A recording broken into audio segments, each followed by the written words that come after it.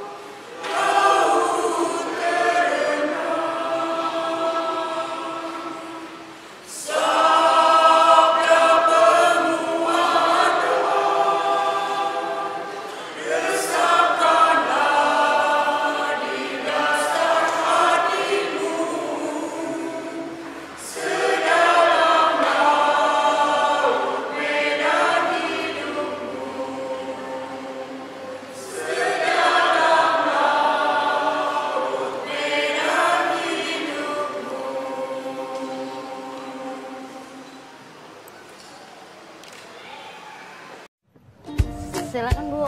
Kenapa Mbak? Saya lagi kebelet buang air kecil. Jangan ditahan, nanti jadi penyakit loh. Aduh. OMG, ngantri, kotor, pasti bau. Zaman now masih ngantri. Ini solusi praktis, makanya pakai Popokoto aja. Nyaman, bebas, dan tidak mengganggu aktivitas. Popokoto, kesehatan Anda, kepedulian kami. Shalom, Bapak Ibu yang terkasih umat Paroki Santo Yosef Sukabumi.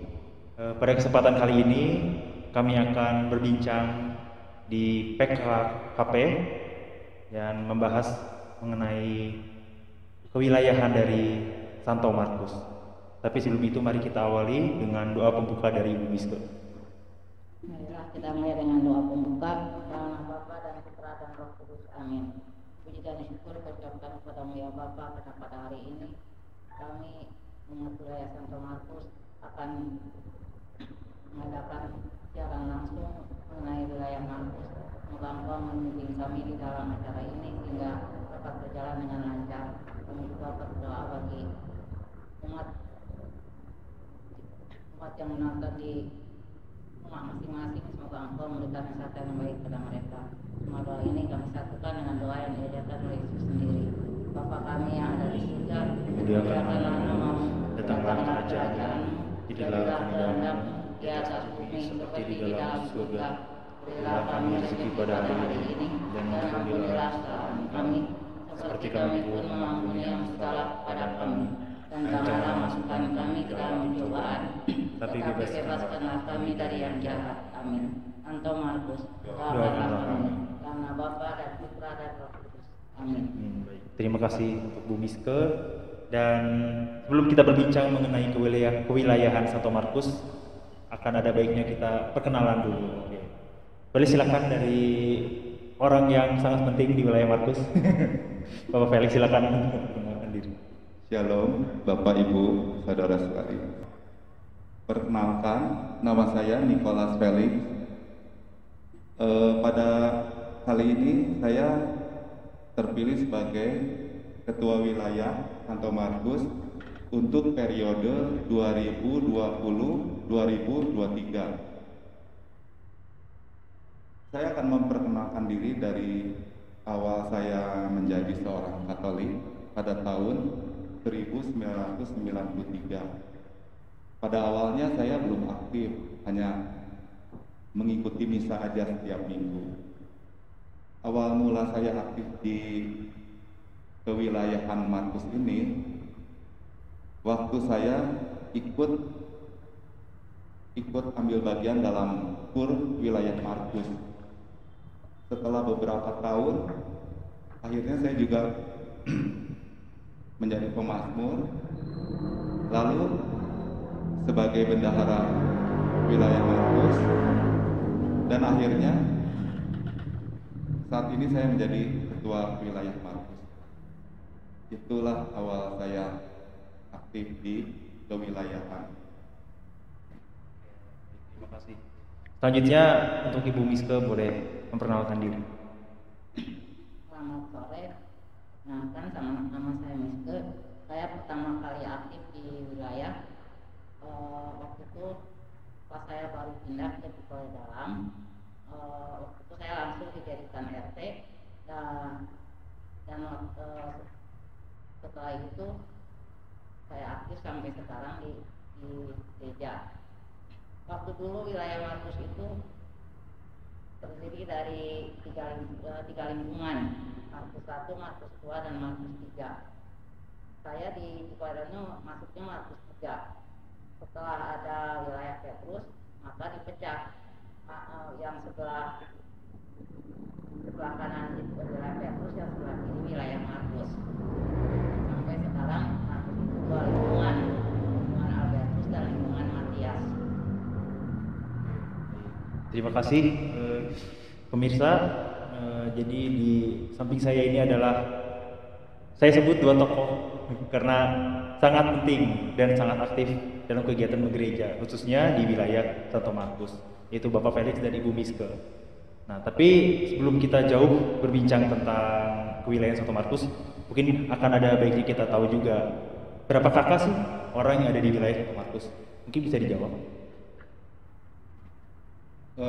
Di wilayah Markus itu dibagi dua lingkungan, yaitu lingkungan Albertus dan lingkungan Matias. Lingkungan Albertus terdiri dari 100 kakak dan Matias 75 kakak. Sedangkan arealnya di sebelah barat itu dimulai dari Jalan Surya Kencana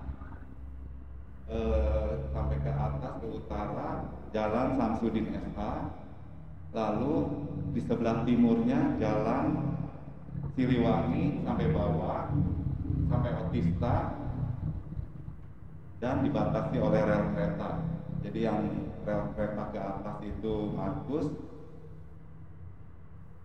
yang ke bawah Yohanes, sampai Jalan Letu Bakri ke atas ke Arif Rahman Hakim, batasnya di tengah-tengahnya ya.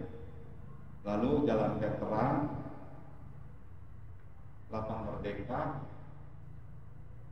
nah sampai Surya Kencana lagi. Itulah wilayah Markus. Lalu kalau boleh tahu, Bapak Felix ini udah berapa tahun berarti ya di wilayah Markus itu? Sudah berapa? Saya sejak awal. Sejak awal berarti dari tahun 1993. 93. Oh, ya. Dan Bu Miska dari tahun di wilayah Markus itu sudah berapa lama?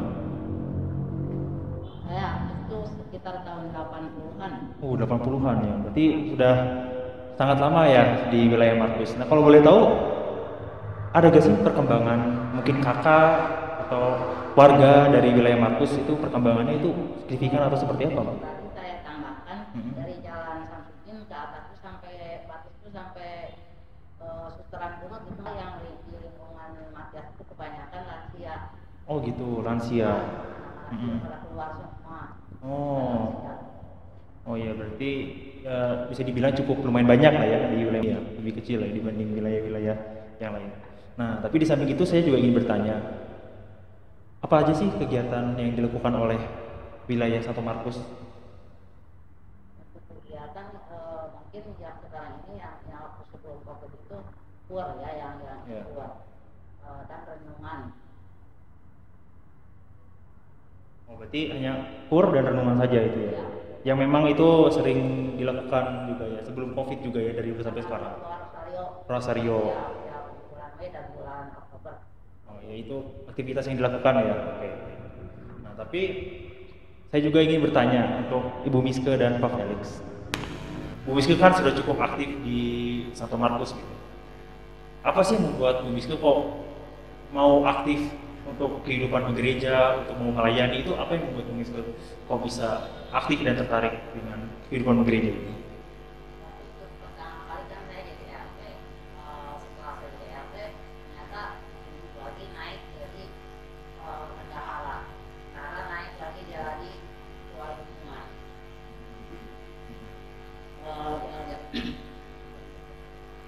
Mungkin kalau menurut pendapat saya karena kita itu tujuannya untuk melayani Tuhan, maka sampai sekarang itu saya tetap aktif di wilayah. Tujuannya karena tujuan utama ialah melayani Tuhan seperti itu. Lalu sekarang kita ke Pak Felix. Bagaimana? Terlebih Pak Felix ini sangat spesial karena menjadi ketua wilayah Markus di saat-saat ini ya, pandemi ya berarti ya. Lumayan spesial. Gimana Pak Felix? Apa yang membuat Pak Felix kok terpanggil untuk melayani gereja dengan menjadi ketua wilayah Markus? Apa sih membuat Pak Felix ini kok mau? Sebenarnya awalnya sih saya belum siap untuk menjadi ketua wilayah. Tetapi karena memang diketahui ya, kalau di wilayah Markus itu paling sulit menambah personel untuk perangkat, seperti misalnya sekretaris, RT, pokoknya yang aktif itu sangat sulit.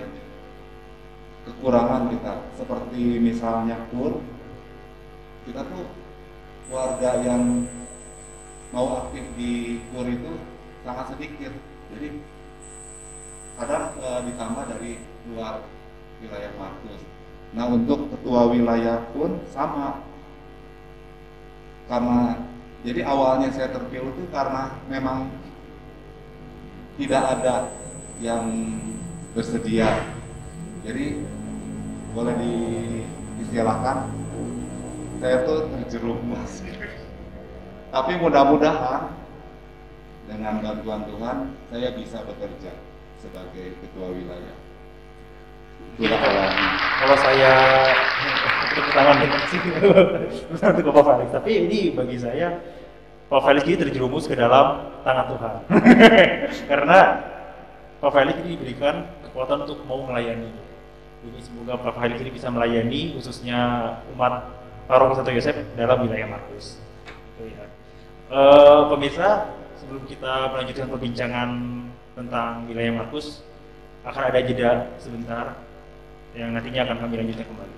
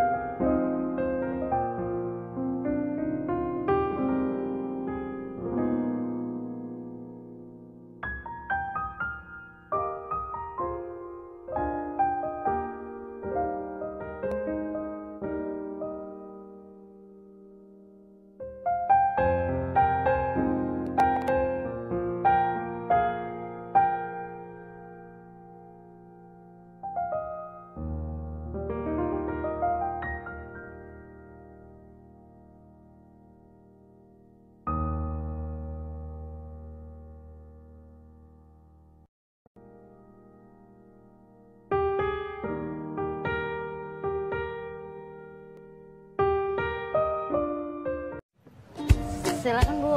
Kenapa Mbak? Saya lagi kebelet buang air kecil. Jangan ditahan, nanti jadi penyakit loh. Aduh. OMG, ngantri, kotor, pasti bau. Zaman now masih ngantri. Ini solusi praktis, makanya pakai Popokoto aja. Nyaman, bebas. Dan tidak mengganggu aktivitas. Popokoto, kesehatan Anda, kepedulian kami.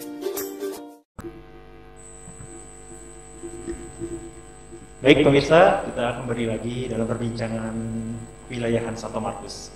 Tadi sudah kita berbincang dengan Pak Felix ya tentang wilayah Santo Markus, tapi kita juga pengen tahu apa aja sih tantangan yang udah dialami Pak Felix khususnya di saat masa pandemi seperti ini. Seperti apa, Pak?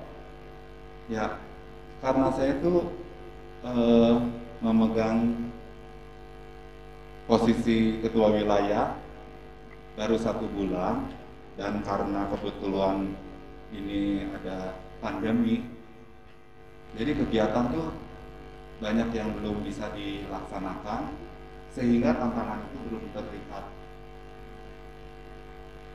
Begitu. Karena memang situasi pandemi ini membuat rencana-rencana juga sulit dilakukan ya.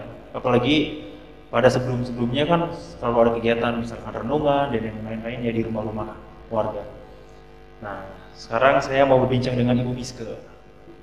Ibu Miske ini sudah pastilah saya katakan 90%, mungkin lebih warga umat Katolik Santo Yosef itu pasti mengenal Ibu Miske karena keaktifannya dalam kehidupan gereja.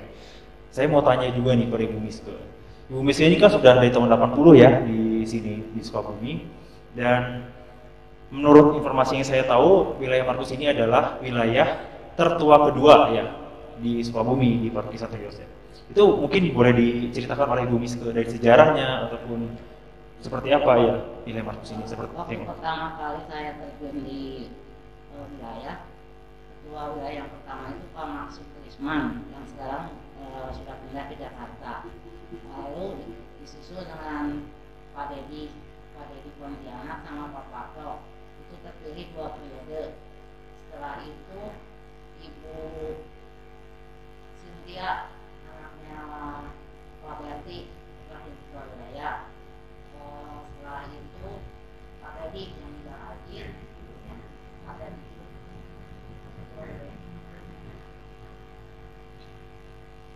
Pak Doni, setelah itu Pak Mur, Pak Felix. Jadi waktu di kota pertama kali oleh Pak Maksud Risman itu kita masih tiga lingkungan waktu itu belum pecah. Nah itu baru ya sudah pecah jadi 2 lingkungan. Gitu ya. Dari Ibu Miske tahu dulu dan sekarang seperti apa sih Bu perkembangannya dari yang sebelumnya kan 3 lingkungan ya, tapi sekarang dipecah jadi Albertus dan Matias. Itu seperti apa Bu Miske? Menurut Bu Miske sendiri seperti apa? Menurut saya perkembangannya ya pertambahan dari umat. Waktu dulu umatnya kan belum begitu banyak karena sekarang pendatang, jadi makannya jadi lebih banyak. Datangnya jadi lebih banyak ya.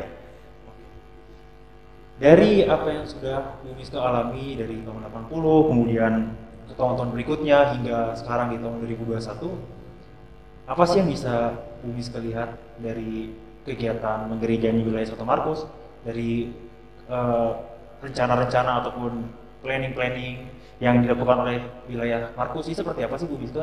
Apakah mungkin tiap tahun itu apa ya?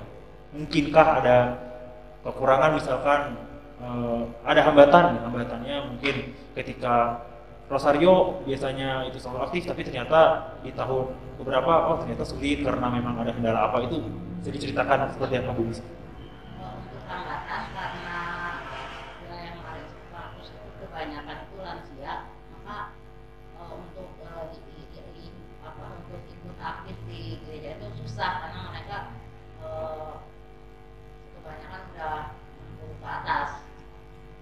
Yang muda-muda itu kebanyakan anak sekolah itu kebanyakan udah pergi, udah beres sekolah mereka keluar pergi, jadi yang tinggal gitu ya. Lansia. Lumayan cukup sulit ya berarti untuk kehidupan menggereja. Tapi apakah ada solusi dari Bu Miske sendiri terkait dengan memang kurangnya warga atau mungkin kakak sih sebenarnya sudah cukup banyak, tapi kan karena kebanyakan lansia ya, anak-anaknya sudah banyak yang keluar kota sehingga lebih banyak yang sudah dewasa ke atas lah yang di wilayah Markus ini. Adakah solusi untuk mengatasi hal ini menurut Ibu Miske? Waktu itu kita pernah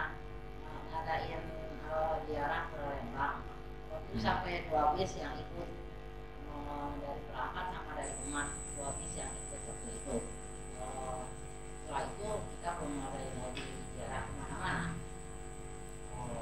Nah itu kalau misalnya kita perhatikan 2 bis itu udah lumayan cukup banyak ya sebenarnya ya.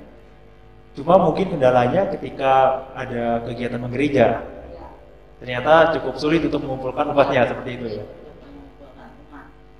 Kalau rombongan baik orangnya itu lagi, ada lagi yang lain. Berarti apakah mungkin itu kesulitannya karena kesibukan umat ataukah mungkin seperti apa ya menurut Ibu? Mereka tuh kalau diajak ikut aktif susah. Berarti maksudnya dari pribadi mereka ya, keinginan itu ya, kalau mereka ada kemauan masing-masing harusnya mereka mau, tapi mungkin karena entah itu ya, kita kan nggak bisa menebak, so mungkin ya belum mau untuk aktif di gereja seperti itu ya. Itu waktu itu pernah kan dicoba rombongan itu diadakan per RT, lumayan. Jadi yang RT itu tuh umatnya pada datang gitu, jadi lumayan nih kita otomatis mau ikut aktif. Kenapa RT diadain? Dari setiap kehidupan gereja yang sudah dilalui oleh Bu Miske, sisi positif apa sih yang Ibu dapatkan? Jadi misalkan renungan atau misalnya perkumpulan dengan umat Katolik, khususnya di wilayah Markus, itu ada nggak sisi positif yang Ibu dapatkan? Saya tuh pertama kali ikut kegiatan itu di Legio Maria, di Raja Legio. Nah, setelah Legio Maria, saya vakum di Legio, terus sama suster Nadia diajak SSP. Diajak SSP, saya ikut SSP. Setelah itu di Sukabumi itu pertama kali itu kerahiman. Nah, saya ikut kerahiman, ternyata antara SSP dan kerahiman itu motonya itu sama, belas kasih. Jadi sampai sekarang saya itu kegiatannya di SSP dan kerahiman. Oke, baik. Terima kasih untuk Bu Miske. Sekarang saya mau kembali lagi ke Pak Felix. Nah, Pak Felix, mungkin Pak Felix kan baru 1 bulan ya menjabat sebagai ketua wilayah. Tapi apakah di 1 bulan ini ada sisi positif yang bisa Bapak ambil juga sebagai ketua wilayah dari kegiatan menggerejanya, khususnya melayani sebagai ketua wilayah? Saya rasa belum terlihat ya sisi positifnya, karena memang seperti kegiatan renungan itu baru 1 kali, dan biasanya kalau sebelum masa pandemi kan renungan itu setiap minggu, tapi sekarang karena dibatasi jadi per wilayah. Jadi selama saya menjabat sebagai ketua wilayah baru 1 kali renungan. Itu kegiatan itu baru 1 kali renungan aja ya di wilayah? Ya, soalnya KUR juga masih belum berjalan. KUR belum berjalan ya. Rosario pun? Rosario juga masih di Zoom. Masih Zoom, masih baru online lah, daring.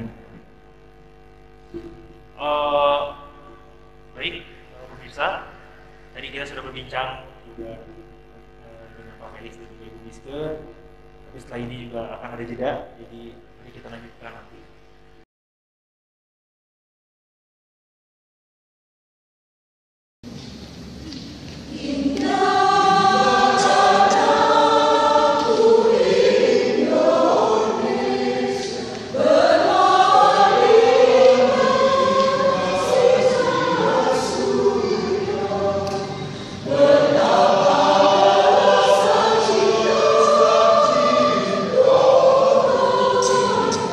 Whoa.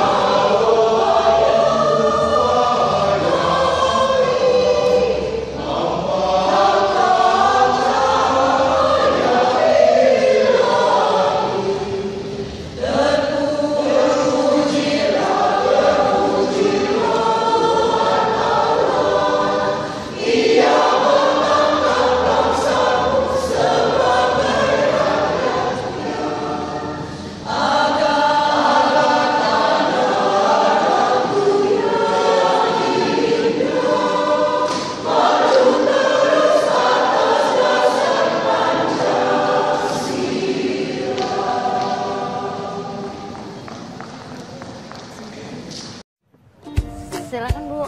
Kenapa Mbak? Saya lagi kebelet buang air kecil. Jangan ditahan, nanti jadi penyakit loh. Aduh. OMG, ngantri kotor pasti bau.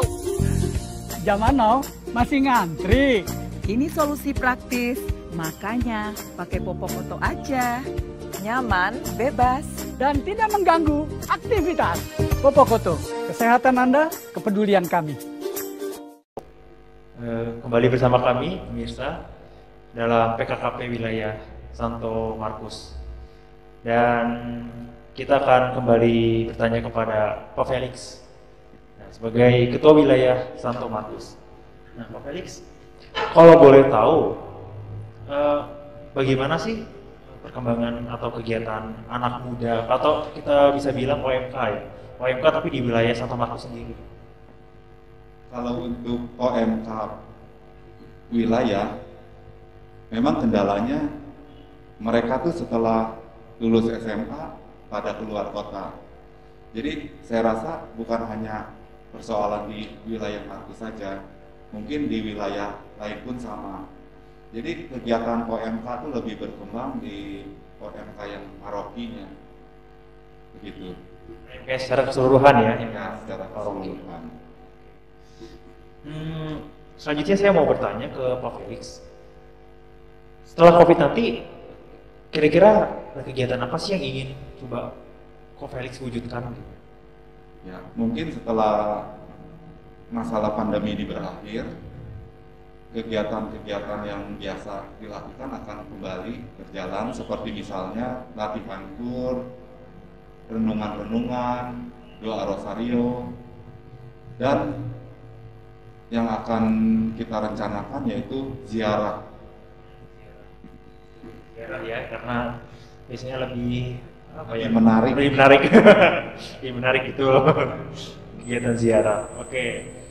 Selanjutnya saya juga mau bertanya kepada Pak Felix. Apa sih harapan Pak Felix untuk mewujudkan pelayanan gereja khususnya di wilayah Santo Markus?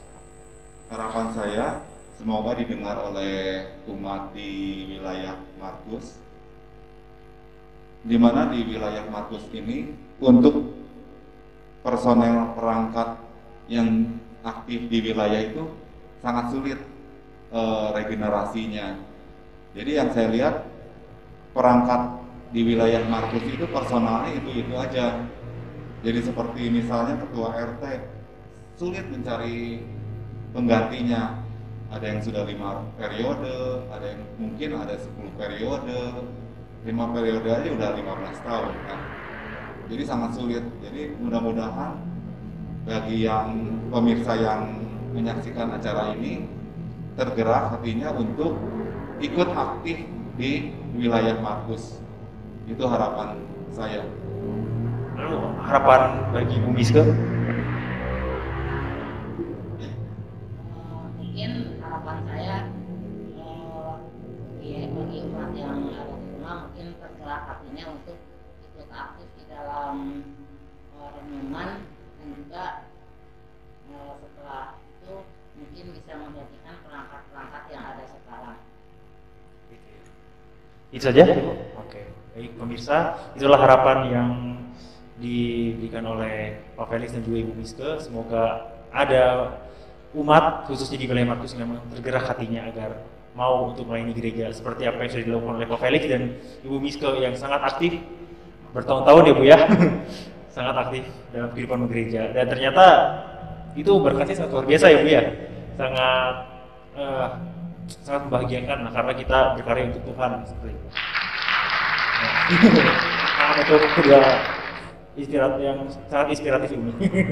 Oh iya, sebelumnya saya tadi mendengar kata Pak Felix kan dulu ya pernah sempat bertugas sebagai pemasmur juga ya. Wah, mungkin mau mencoba untuk masmur. Sebelum nggak ada musik. Oh, nggak ada musik. Sebelum ditutup sudah lupa karena hampir 1 tahun. Oh, iya.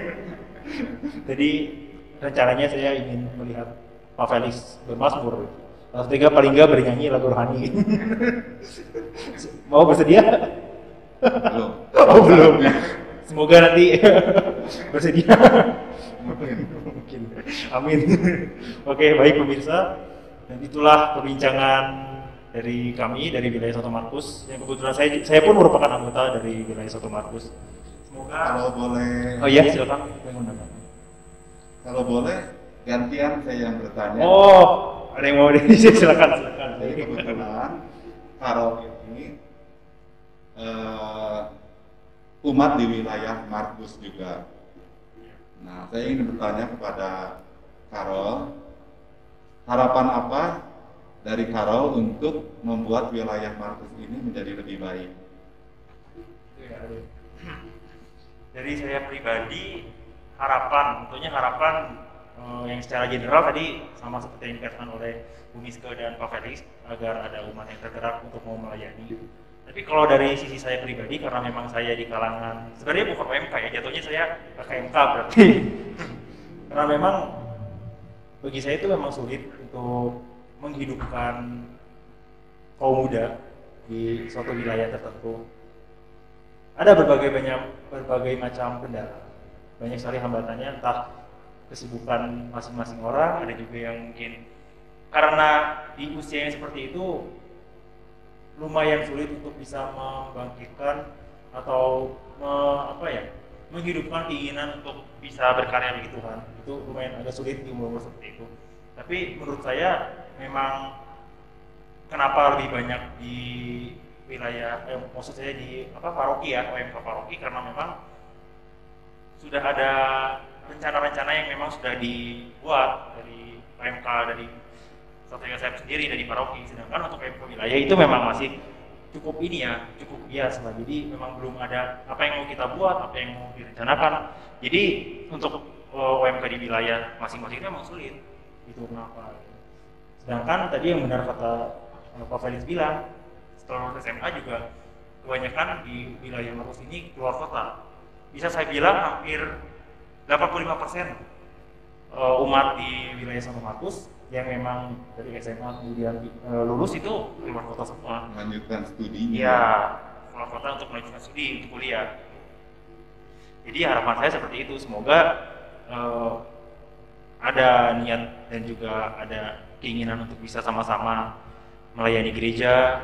Ya paling tidak sih kalau menurut saya ya, paling tidak ya berkontribusi entah untuk misalnya untuk kur gitu, atau mungkin untuk kegiatan misalnya karena sekarang pandemik ya, jadi bisa membantu dalam hal kayak ya menembak suhu, kemudian bertugas lah ya, tugas untuk tata tertib seperti itu. Paling tidak dari hal-hal kecil sih, karena dari hal-hal kecil itu kan setidaknya bisa memiliki dampak yang besar nantinya untuk wilayah. Amin. Ya, paling itu aja sih dari saya. Ada lagi ditanyakan? Udah.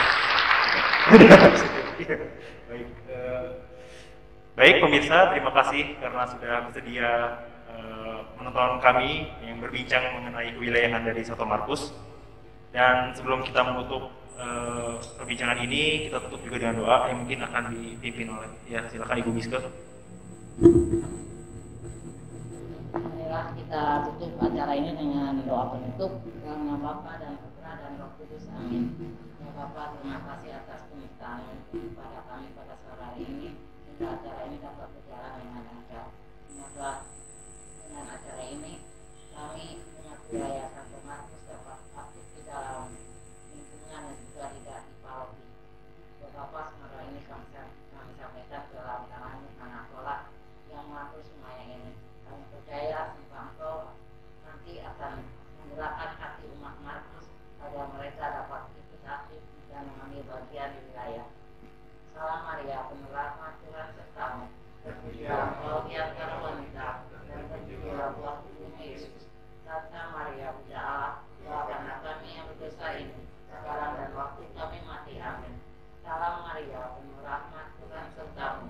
Terpujilah Engkau di antara wanita, dan terpujilah buah tubuhmu Yesus.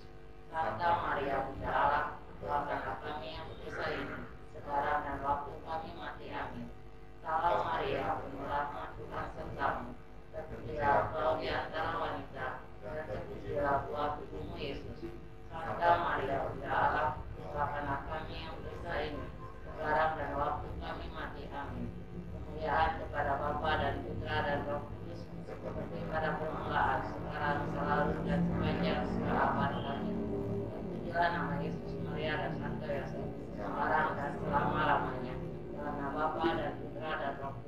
Amin.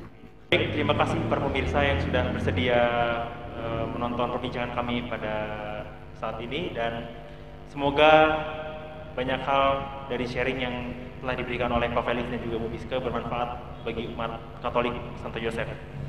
Dan pada kesempatan kali ini saya Gerida Dokaro, Pak Felix dan Ibu Miske berterima kasih dan pamit undur diri. Semoga dapat berjumpa lagi pada PKKP selanjutnya. Buang air kecil, jangan ditahan. Nanti jadi penyakit loh. Aduh. OMG, ngantri kotor pasti bau. Zaman now masih ngantri. Ini solusi praktis, makanya pakai Popokoto aja. Nyaman, bebas. Dan tidak mengganggu aktivitas. Popokoto, kesehatan Anda, kepedulian kami.